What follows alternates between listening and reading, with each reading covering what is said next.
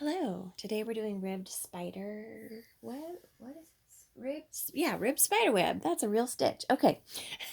I turned my hoop upside down just because this was in my bottom corner and it was kind of hard to get down there. So, doesn't matter which way you stitch it up. Usually it's done in a perfect circle, so we're going to have to do a little bit of modifications to get this stitch to fit in this oval shape, which I will demonstrate. So, basically we're gonna be working this similarly to how we would do a woven wheel. So I started with some spokes.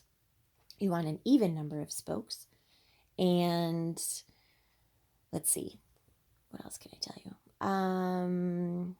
Oh, so as we go around and around and around, eventually this side's going to get full, right? Our less deep side, our shallow side. And so we'll have to do kind of more on this end. So we'll actually be like coming down with our needle and coming back up and doing that. So knowing that, I'm actually going to start over here so I can already begin with an extra set of stitching on this thicker side. So come up here, I'm going to go under 2 and then back 1 and do it again without stabbing any flamingos. Okay, so back 1. So see how I'm coming up here? I'm going to go back 1, but then under 2. So go back 1, under 2.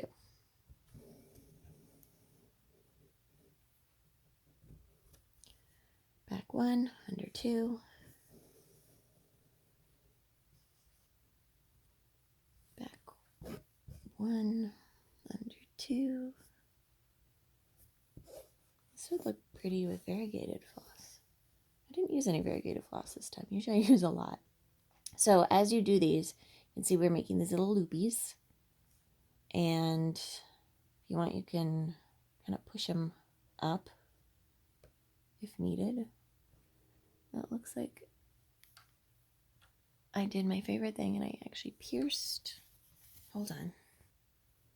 I had pierced that thread, so I actually took that stitch out and redid it.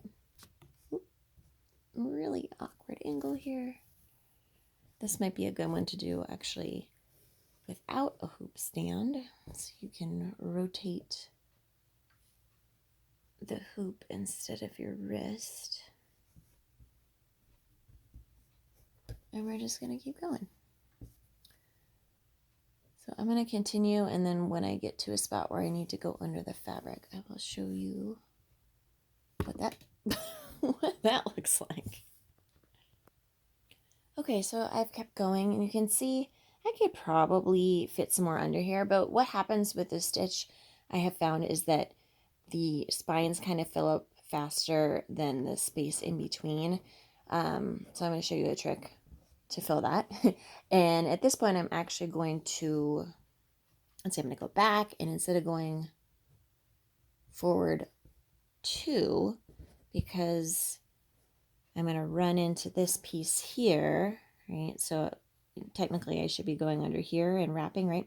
I'm not. I'm going to actually just go down, and you can see where my thread is up there. I'm just going to kind of go next to it, go down, and then I'm going to pop up on this side,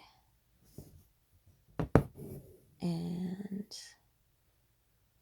I'm going to do a loopy here, and then keep going. So I go, let's see, I'm going back 1, over 2, going over 2,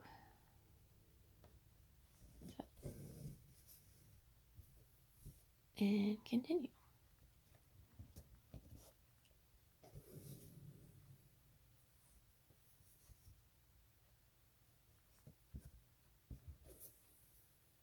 And then here I'm kind of at the same place. I'll do it again. Go back down here. And then pop up on the other side. So, but I will show you since I'm here. I've just been filling this gap in with just like straight stitches to cover the guidelines and to just fill the shape.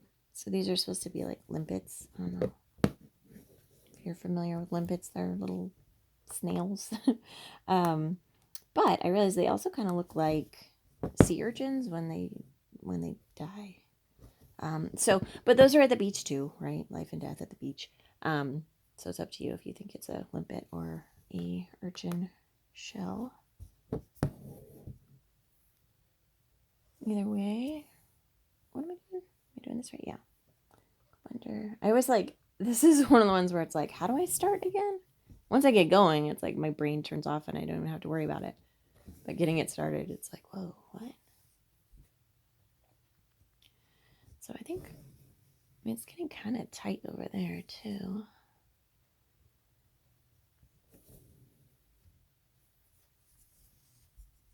So maybe this is the end and we'll just fill in the rest of those straight stitches.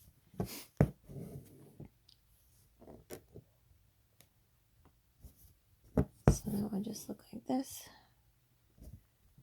Just fake it.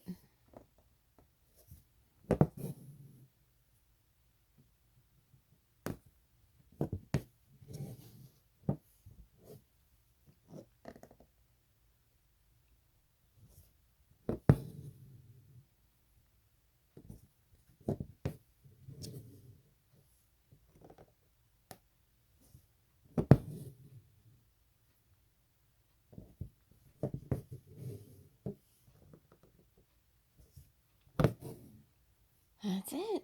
So have fun. I won't tell anyone if you cheat like me.